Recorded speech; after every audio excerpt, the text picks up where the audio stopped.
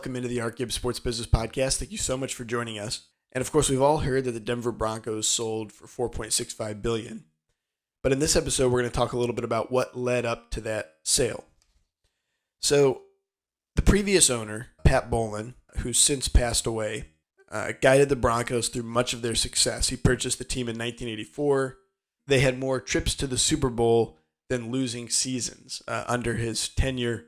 Of course, enormous success with John Elway and then later with Peyton Manning. So let's tell the story about how they came up for sale. So Bowlen actually suffered from and ultimately died from Alzheimer's. And in 2013, he had stepped away from day-to-day operations with the Broncos as his condition had worsened, and his controlling ownership of 77% was put into a family trust. And this family trust was overseen by the Broncos CEO, Joe Ellis, team counsel Rich Slivka, and a Denver attorney, Mary Kelly. And again, this is going to come from an ESPN article by Jeff Legwold and a Greeley Tribune timeline article. So those are the sources there. So it was put into a trust, and in 2015, the trustees sent out what the requirements would be for taking over that 77% stake in the team. They sent out those requirements to the 7 children, plus Pat's wife, Annabelle. According to Jeff Legwold's ESPN article, the requirements included an advanced degree and 5 years experience with an NFL team or in the league office. There was a note in the letter that those requirements were, quote, not a checklist, and that meeting all of them would not guarantee being able to take over that ownership stake and become the controlling owner. So by the summer of 2018, one of Bowlen's children, Beth Bowlen Wallace, declared that she was, quote, ready right now to take over the interest. She had an advanced degree and was going to begin a transitional mentorship with the team. All of the children had to agree. And let me go back real quick.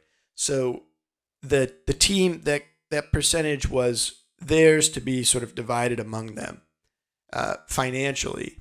But in terms of who would actually steward the team, there were these requirements, and the 7 children had to vote on it. So in this case, when Beth Bowlen Wallace had said that she was ready and put forward her plan to take it over, the children, within a short time, according to the Greeley Tribune, just a few hours, decided that they had thoroughly evaluated her proposal, and they declined it. They declined to have her take over the team.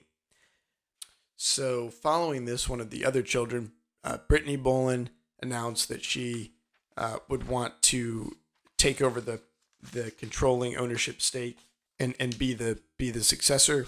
That was declined. Then in October of 2018, Bowlen's brother, Bill, filed a lawsuit questioning the trust's validity. According to Bill, his brother Pat was suffering from Alzheimer's earlier, and so he couldn't do the trust. He couldn't, he didn't have the right mental state to make the trust, to sign off on the trust. This was rebuffed by the trustees, who felt that they had proof from an attorney statement in 2007 that Pat Bowlen was fully capable, cognizant, involved in the discussions when doing the trust. And then the trustees also in this response requested that since no children had been able to sort of rise and take that position, that they should go to the NFL for arbitration, and NFL could determine whether the trust was viable and help to determine the successor. In March of 2019, Roger Goodell announced that Carmen Policy, former NFL executive, had been selected to serve as an arbitrator in this matter. And then shortly thereafter, a judge threw out Bill Bowlen's case that the trust was not valid. So also in 2019, Ellis, who was, again, the CEO and president of the Broncos at the time, when Bowlen stepped down and was a trustee, stated that Brittany Bowlen, who had come back to work at the organization as a vice president, if she did not rise to a level that then the children voted on and she became the controlling owner, if she didn't rise to that controlling owner level, that then at that point the team should be put up for sale.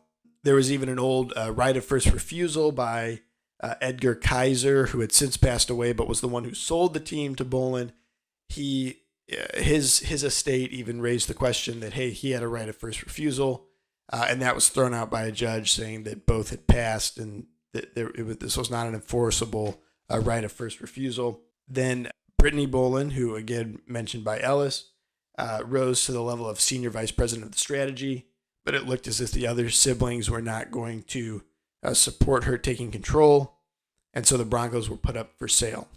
And what happened next, we'll get into in the following episode about the bidders and the groups that were involved in trying to purchase the Broncos. Thank you so much.